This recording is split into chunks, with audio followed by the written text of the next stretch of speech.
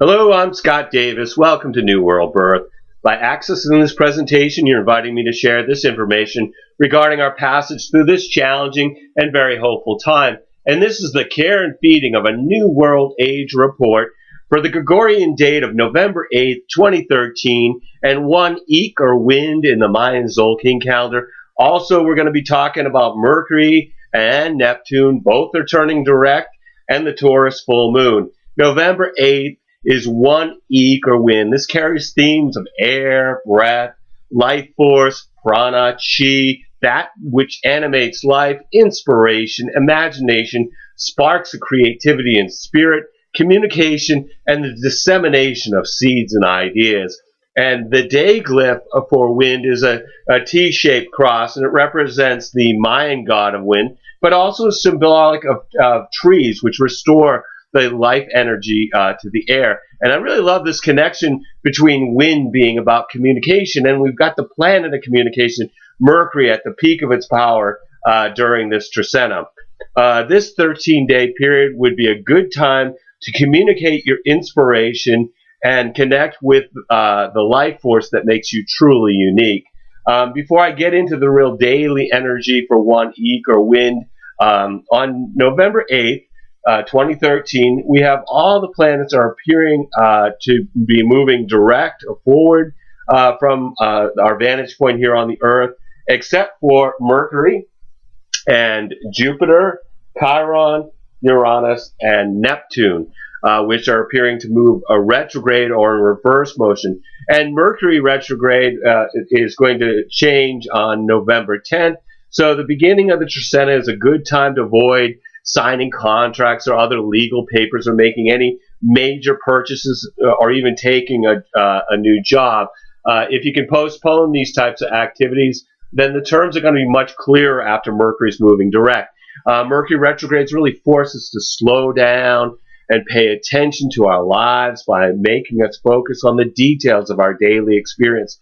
When looking at a retrograde cycle of any of the inner planets or personal planets, they provide information about a correction to our present course. So during the first few days of Eek, while Mercury is retrograde, it's a time where we're still watching for events that occur related to the information we received back in October. And then on the 10th, when Mercury starts to appear as if it's moving forward again, from then until the 27th, when Mercury crosses the line where it originally turned retrograde,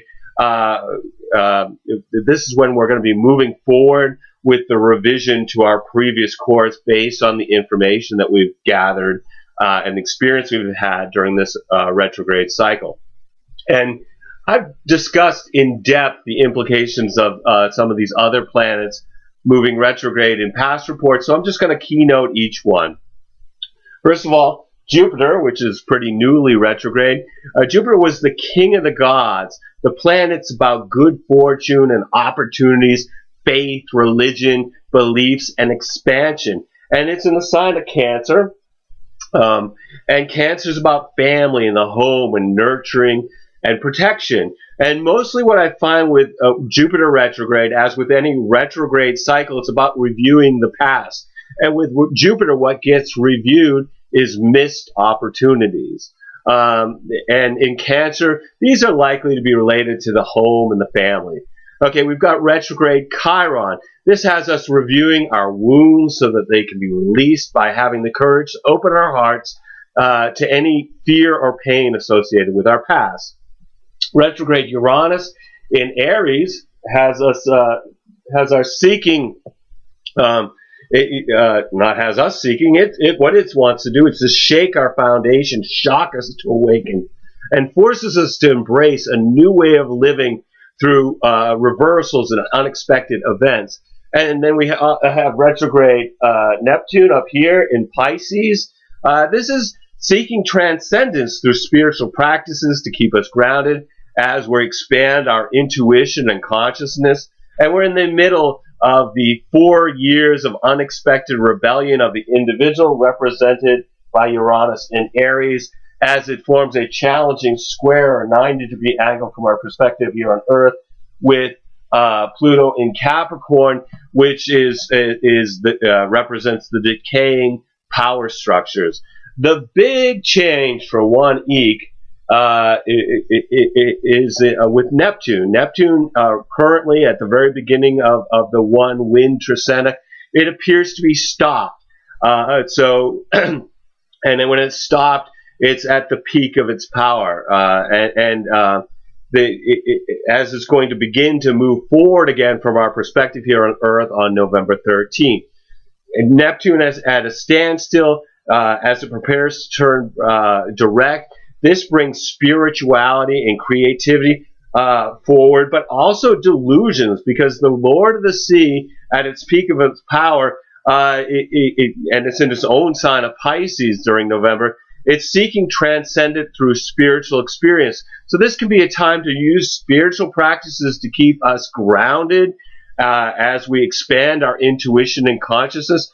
This will be important energy to nurture as we are, like I said, we're in the middle of these 4 years of challenging squares between Uranus and Pluto, which has been affecting us as a collective and as individuals. And I talked about the last square in the past report. And these squares between Uranus and Pluto continue to shake our very foundation through the unexpected rebellion of the individual, represented by Uranus and Aries, challenging the decaying power structure, represented by Pluto and Capricorn. And just a little heads up, on the very next Tzolkin, we're going to be talking about the heliocentric Uranus-Pluto square. So the only Uranus-Pluto square of our lifetimes that occurs from the perspective of the sun, instead of the 7 squares that we talk about are geocentric and are from the perspective here of the Earth. Obviously, the energetic that this brings, Uranus in Aries and Pluto in Capricorn, it's about upheaval, destruction, death, unexpected change, natural disasters, violence, and war.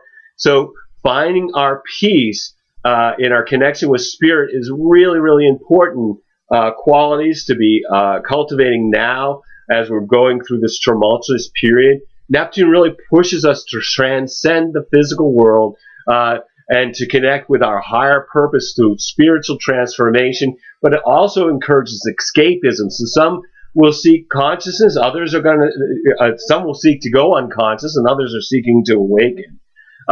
Chiron is also at a standstill during the Wind Tzolkin, as it's preparing to turn direct on the 19th. And Chiron turned retrograde on June 16. Chiron retrograde in Pisces is about releasing stuck emotional energy so that we can return to the natural flow of life. And Chiron is the wounded healer in Greek mythology. He was a teacher, a healer, and the astrologer of the gods. He was abandoned at birth because his mother objected to her son being half man and half horse, which was his original wounding. And then later on, he was teaching Hercules to use Hydra's blood as a poison, and Hercules mistakenly shot an arrow that was poisoned and hit Chiron in the leg. And because Chiron was an immortal, he didn't die. But he suffered a lot of pain from this wound every single day of his life. Chiron eventually trades his life to have Prometheus released from his imprisonment. Prometheus stole fire to give it to the human race, and Chiron, and then he was punished by being strapped to a rock and having vultures come and devour his liver every day, and then it regenerated every night. Chiron chose to give up his immortality so Prometheus could be released. So this retrograde Chiron period has us reviewing our wounds, having our courage to open our hearts, to let go of things that are pains and fears of our past. And while Chiron's in Pisces, we're willing to sacrifice our individual pain in hopes of finding bliss through universal consciousness. At worst, this can manifest as folks are justifying their victimhood as some form of martyrdom. This should be transcendence and surrender without losing ourselves in the experience. And the last time Chiron was in Pisces was from 1961 to 1968, which is also the theme of the last time that when Uranus and Pluto were conjunct or merged in the sign of Virgo. So that was when we were planting the seeds for the squares that we're currently experiencing. And at that time, there was this growing drug culture. People were looking for a shortcut to transcendence. The retrograde aspect right now is bringing a longing for lost loves and memory of our losses, encouraging us to return to look at our core wounds and to bring them out to the surface so they can be healed. And another trap of Chiron and Pisces is codependent relationships, where we focus on healing others rather than ourselves. So Chiron's turning direct on the 19th, towards the end of the Trecena. So this has been a time of exploring the depths of our psyche, and then we're going to take that to be used as fuel to move forward for months to come. So let's look at the daily vibrational energy of this Trecena. November 8th is 1 Eek or wind. This is in the Tzolkin calendar. This is about unity being experienced through communication. And on that day, we have the planet of communication, Mercury, in a sextile to Venus. And this is really interesting to me because usually I think of planets making alignments in odd numbers. You know, like it makes 1 alignment, or it makes 3 alignments, or 5 alignments, or rarely 7 alignments like the Uranus-Pluto square. But this alignment is very interesting because it happens twice. And the second occurrence will be on November 27th. But basically, Mercury is in Scorpio, and it's been moving very quickly into the higher degrees as Venus in Capricorn is kind of slowly moving along. And then even during the most, during the most of this retrograde period of time, then a few days before Mercury turns direct, it makes a 60-degree angle with Venus. So from our perspective here on Earth, there are 60 degrees between this line and that line, and then once direct, Mercury then races to catch Venus at the end of the month. And Mercury in harmony with Venus brings a lighthearted energy to the day. This is nice for using our minds for leisure, like reading for pleasure, or going to an art show or a concert, or playing some game that you really enjoy, or just being with friends. This is a time where we get a break from the heavier concerns of life. This is also excellent for communicating our feelings to the people we love. So tell somebody today how much you love them. Today being on the 8th. Do it today too. Whatever day you see it, tell them. You can't go wrong with that. Especially since Mercury's really slow at this point as it's getting ready to change direction. So this is probably an orb for quite a period longer. Anyway, express your appreciation and gratitude, and I suspect it will come back to you in kind. This is also an excellent day to appreciate the beauty. So you may want to put yourself in a beautiful environment on the 8th, whether it's a home or a museum or a day in the country. And on the 8th, we also have the moon is opposing Jupiter and challenged by Mercury. The day's emotional energy moves from feelings of generosity to later folks are a little more critical in their communications, particularly with people they have intimate relationships with. And also our moods are influencing our abilities to think rationally. The 9th is 2 Akbal, or night. This is about duality experience through communing with the stars when we look at the energetic of the Tzolkin, while we have Mars sextile Saturn. So Mars is out here. It's in Virgo. It's making again, the sextile is a 60-degree angle to Saturn in Scorpio. So from our perspective here on Earth, this is a 60-degree angle between the two of this. This is great for projects that require diligence and planning. Saturn gives us a focus, gives focus to Mars's high energy. So this is not flamboyant like other Martian alignments. This is a great energetic for sustained effort, particularly on tasks that require attention to detail because of Saturn. This is a day for putting effort towards a goal that you want to have fulfilled in the future. It's really practical. It doesn't mind deferring the results for another day. This gives people discipline and self-restraint as long as the gratification of the day's labor is not delayed indefinitely. Also on the 9th, and then again on the 11th. This is also a very interesting alignment. It's happened once before, but we have Mercury, and it is forming a trine to Neptune. So we have Neptune right here at the beginning of Pisces. Mercury's gotten back to the low degrees of Scorpio. And so from our perspective here on Earth, this is making a 120-degree angle. And here's what's interesting about it. Because in the context of Mercury retrograde, the point where Mercury is at a 120-degree angle to Neptune is very close to the point where Mercury turns direct on November 10th. So Mercury will exactly trine Neptune on November 9th and the 11th. And both of these planets are stopped as they're preparing to move forward. So this is a very powerful alignment that's really in effect from November 7th to November 13th. So even before the beginning of the Trecena. And Mercury is supported by Neptune. This stimulates our creative imagination. It brings deeper sensitivity to the world around us. This energetic can lead to daydreaming and would be well spent listening to music or reading or writing poetry or romantic literature. Conversations will also not revolve around practical issues.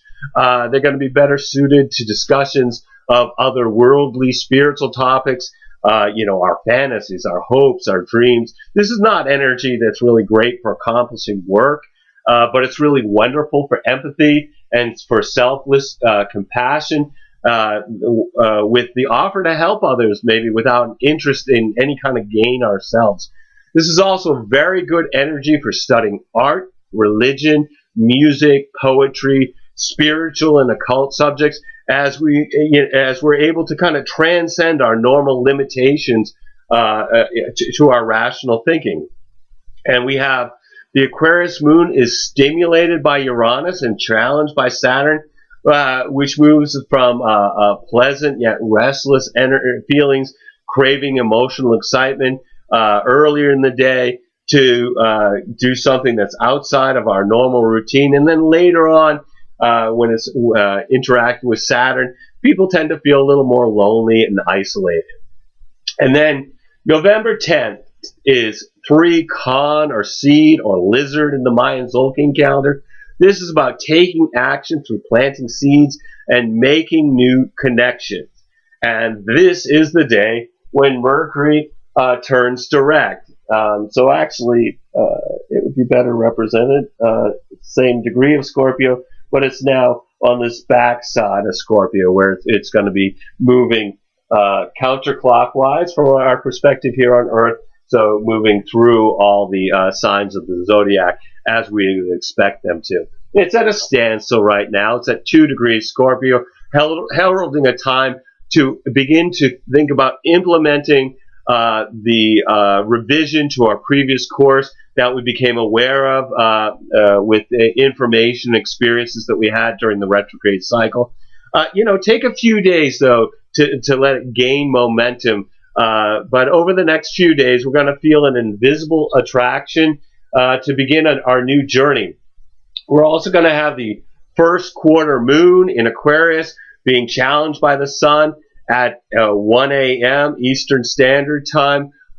This brings challenges to following our daily routine. And then after that alignment on the 10th, the moon makes no angles and is void of course until it moves into Pisces at 9:30 p.m. Eastern Standard Time. So the time period, and you can convert it to your time zone, between 1 a.m. Eastern Standard Time and 9:30 p.m. Eastern Standard Time on the 10th does not favor major decisions and purchases, but it's good to use for resting and simulate all this latest round of energy and experiences. Okay, on the 11th, we have a Forge Chan or Serpent.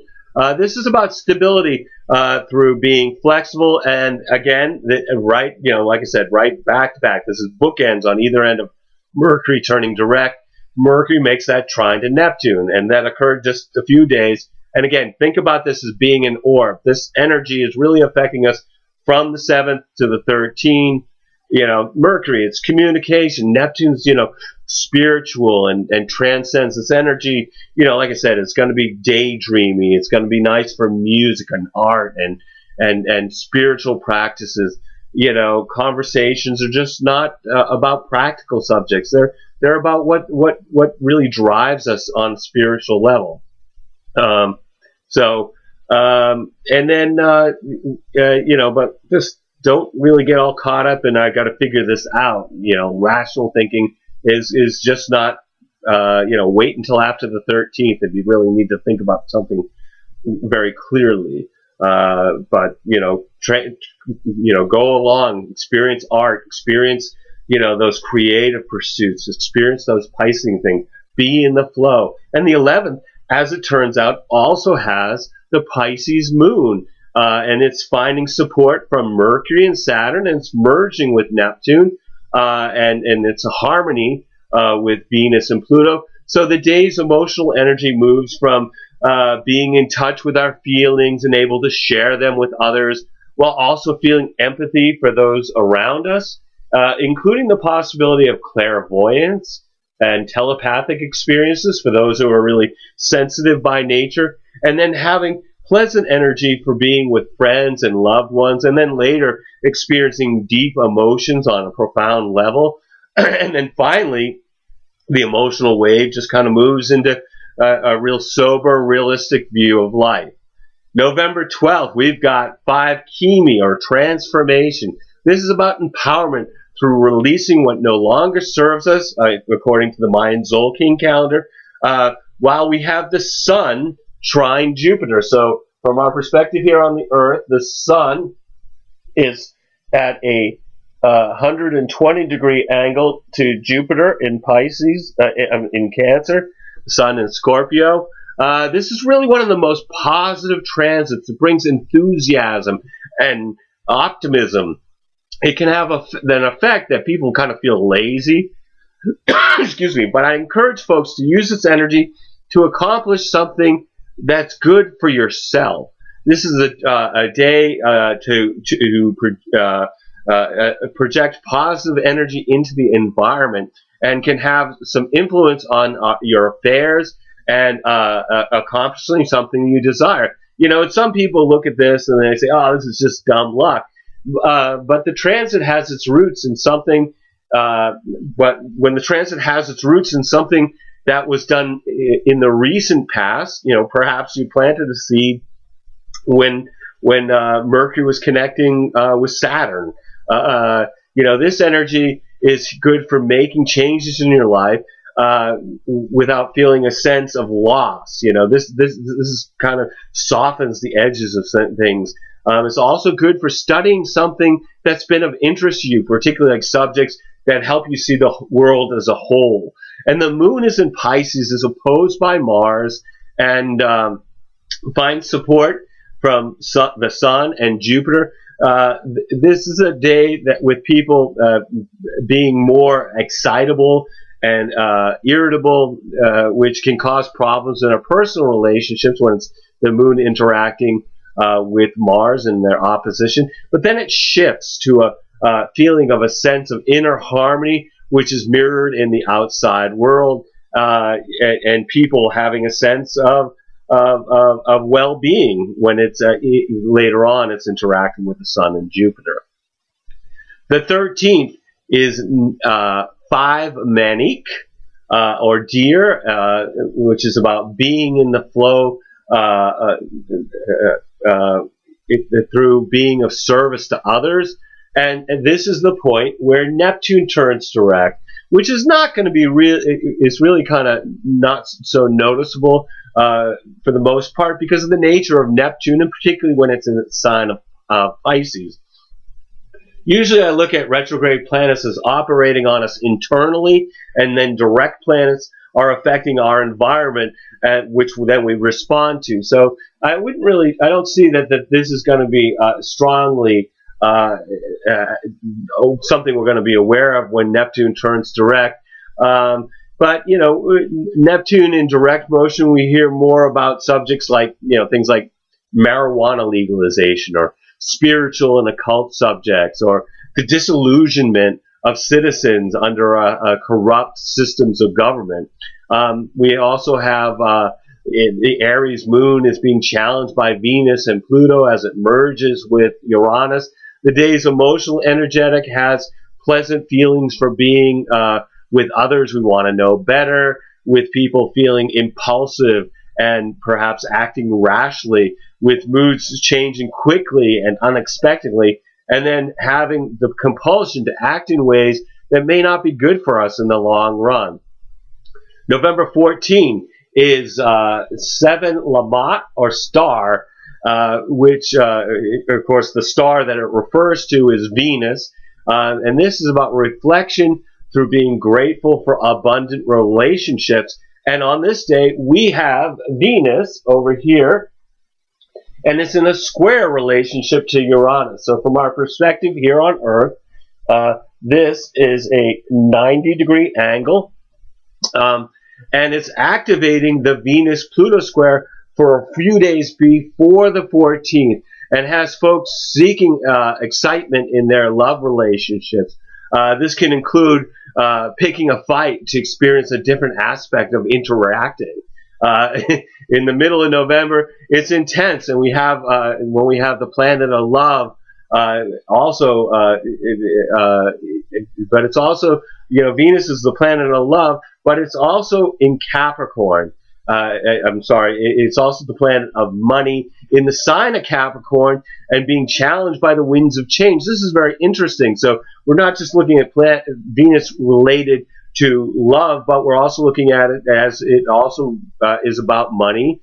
And so with Uranus, this could be unpredictable. It could be like, and because Pluto is a part of the equation here, it could be drastic. And so the themes of this energetic, we might see an unexpected drop in the stock market, or a change in spending due to scarcity, or a currency change as oil markets, might move from the dollar being the preferred currency, or China's actually been calling for getting off of the dollar standard.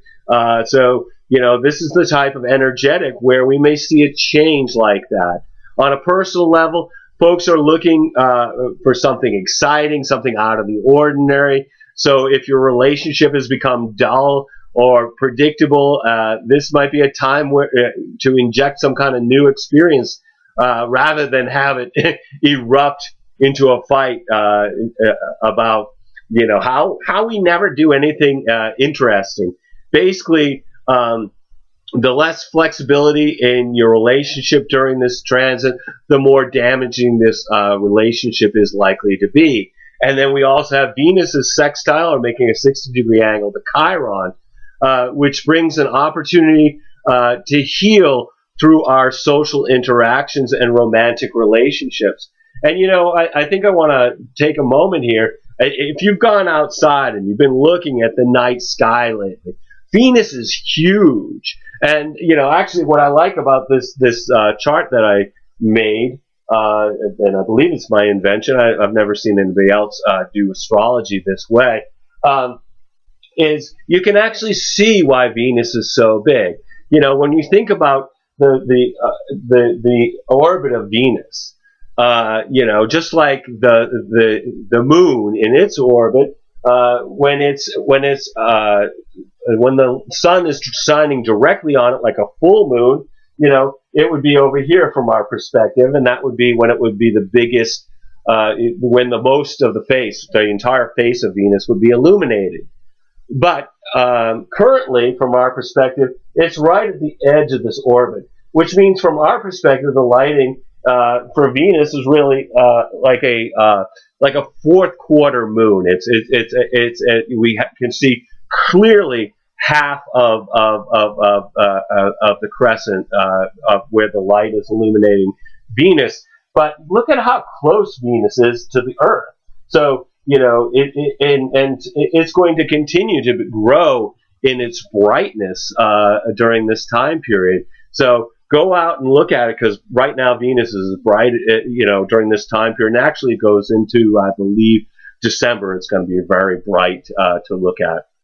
But I just thought I'd bring that up because on the 14th we have this, and 15th we have this Venus and Pluto, Venus conjunct Pluto and in a square to Uranus. Also on the 14th we have the Moon in Libra square Jupiter, which brings benevolent, generous feelings for those in our immediate environment. The 15th is 8 Maluk, or offering. This is balanced through appreciating all of creation.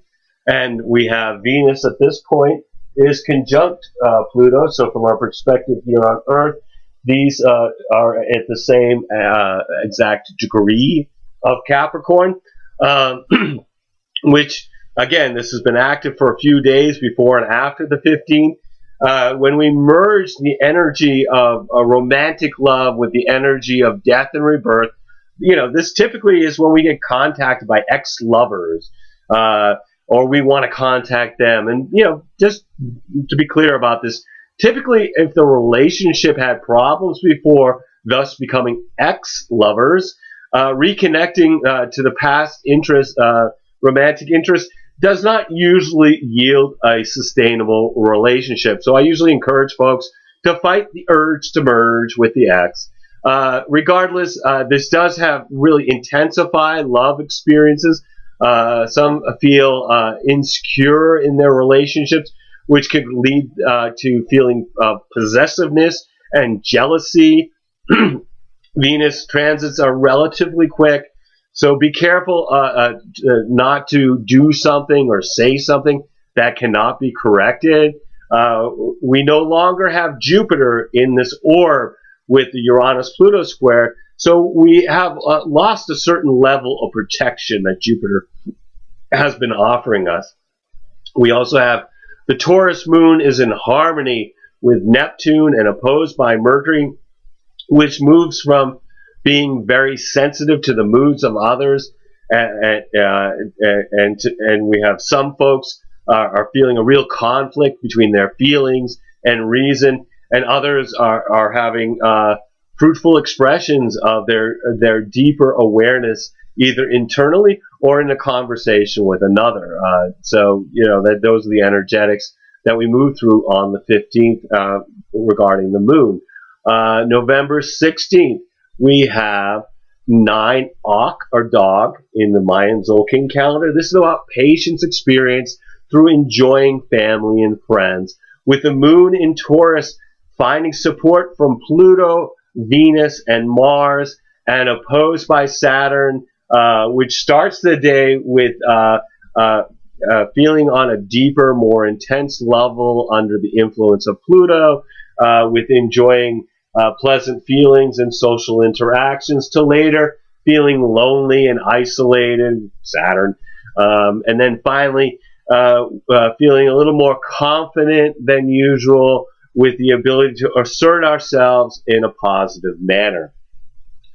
The 17th is 10 Shuin, or monkey. This is about manifestation through creating something new. And this is when we're experiencing the Taurus full moon, it's obviously opposing the sun in Scorpio, and it is also in harmony with Jupiter in Cancer. So full moons are a time of tension, and this one is about balancing the Scorpio sun's desire for spiritual and emotional transformation with the needs to be grounded in the material world, which is represented by the Taurus moon. But we also have, with this lunation, is sextile to Jupiter. The day brings kind of good feelings and congenial social interactions. And events sort of pull us, during this, pull us into the material world. What it's doing is it's requiring us to try to think about making some important decisions. But I think something to be clear about is that this Taurus moon, after that, makes no angles and is void of course at 9 a.m. Eastern Standard Time until it moves into Gemini, which is at 7 p.m. Eastern Standard Time. So this really, after this full moon, it does not favor major decisions or purchases, but it's really kind of a good day just to really rest, assimilate this full moon energetic and all this other energy that we've been dealing with. And then November 18th, we have 11 ebb or road, which is resolution through serving our community according to the Mayan Tzolkin. We also have the Gemini moon is being challenged by Neptune and stimulated by Uranus, which brings the day, begins the day by bringing us sort of, it's going to be hard to kind of wake and light the sweep from our eyes, because our dreams just kind of flow into the day's natural vibration. And then later it shifts to kind of having pleasant yet restless feelings, craving and emotional excitement to do something outside of the daily routine when the moon is dancing with Uranus. The 19th is 12 Ben, which is also the reed or corn in the Tzolkin. This is about understanding through maintaining the home. And we have Mars is in a sextile to Jupiter. So again, from our perspective here on Earth, this is a 60-degree angle, a sextile. This is really a positive transit as well. Jupiter brings opportunities for activities, and it favors beginning new enterprises. Jupiter may bring more confidence in relationship to Mars. With much of the Martian energy, has a need for exercise, so it may be helpful to release some of this surge of drive and some kind of positive activity. This is really positive for negotiations. With the objectives and goals are a little more clearer than usual. We've gotten out of that Mercury-Neptune energetic. So this is when we can start to flow forward, and enables intelligent dealings. This is a time for personal growth by expanding the range of our experiences and activities. And it's also on this day that Chiron turns direct and takes all this internal healing work that we have been engaged in since June and presents us with an experience in our environment where we can see the results of our internal transformation. So we also have the moon in Gemini being challenged by Mars, which has people feeling a little bit irritable and can lead to needless disputes. But then the moon turns void of course. This is at 11 a.m. Eastern Standard Time for the rest of the day. So it's best for avoiding making any kind of major decisions and purchases on the 19th until it moves into its next sign on the 20th. So on the 20th, November 20th, this is 13 Ish or Jaguar. This is movement to the next stage through enjoying nature in the energetic of the Mayan Tzolkin calendar. And this is the point where Mercury now sextiles Pluto. And with Mercury, so we've got Mercury here. It's from our perspective here on Earth, it's making another 60-degree angle with Pluto. This is the third of the three alignments between Mercury and Pluto. This energetic loves the mysterious. It wants to know what can't be known. Our minds are really active in penetrating below the surface in our search for core knowledge, real knowledge, in our search for the truth. This is great energy for studying psychology, astrology, the occult subjects, and any kind of healing techniques that are aimed at regeneration. And folks may be certain of their truths and engage in trying to convince others who are also certain of their personal truths. So this pairing might be better to focus on your own investigation and save persuading others for another day. Also on the 20th, Mercury is trine to Chiron, which will have folks will begin being conscious of and talking about their wounds as they continue their healing process. And we have the moon has then moved into Cancer. It finds support from Neptune. So this is our innermost subconscious fantasies and daydreams are really confusing our reality on November 20th, which is not great for accomplishing work. So try to schedule the day so you don't have to work very hard. So anyway, no matter what energies are affecting you during the one Iktrasena, take some time out to be in the flow of the planet by being in nature, watching a sunrise or a sunset, communing with the stars, being conscious of the moment through introspection, meditation, or just really having some time when you're sharing the time in the aura of somebody you love to be conscious of that experience, because every single day we have is a blessing, no matter what the dramas are that beckon to distract us. We're all here giving the performance of our lifetime on the world stage. But take some time up to observe the play as well as act your part. Remember, you're a spiritual being that's having a human experience. As always, I want to thank you for checking out New World Birth. And our next segment of Care and Feeding of a New World Age will be on November 21st for one Men or Eagle. We'll also discuss the sun moving into Sagittarius, the heliocentric Uranus-Pluto square. We'll be talking about ISON then as well, and the Sagittarius new moon. You can check us out on Facebook or YouTube, the Mayan Magics website, the blog spot. There's a blog. It's also out on Before It's News. So I encourage you to share this information as videos or as text as widely as you choose. And I will be discussing the transits of December 2013 and providing short human design readings to the participants of the Earth Needs Rebels show on Orion Talk Radio on Monday, December 2nd. As always, I invite you to contact me at newworldbirth@yahoo.com if you've got any questions or wish to schedule a reading. And I am providing readings and wish to make this service available to the greatest amount of folks. So I've created 3 options with 3 levels of compensation. These readings are designed to provide information to help you navigate these difficult times. At the basic level, we look at your human design chart to help you understand how to use your own individual strategy and authority for making life decisions based on your unique design.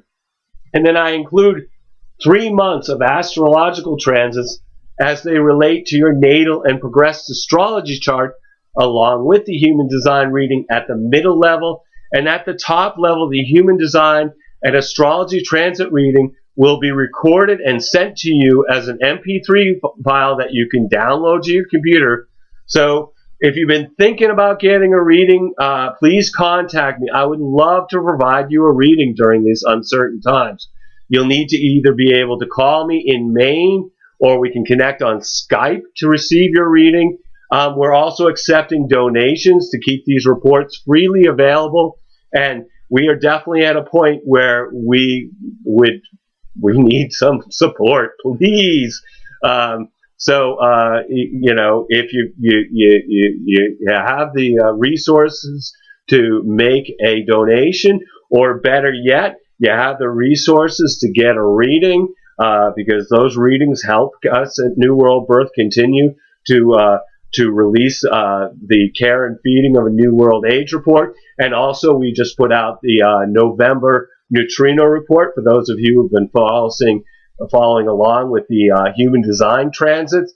So if something inside of you is saying, yeah, I want to get a reading, please do so, because you really would be helping us out here at New World Birth. Anyway, as always, I'm just completely blessed that you've taken the time out to connect with my passion for all of these ancient mysteries and their application to our journey during this incarnation. The light in me honors the light in you. Namaste, en Lakesh, and I hope to see you soon for the next report, or even better, I hope to see you, by providing a reading. So anyway, peace and love, everybody. God bless. Goddess bless. Universe bless. Whatever it is, just keeping it alive. Thank you for everything.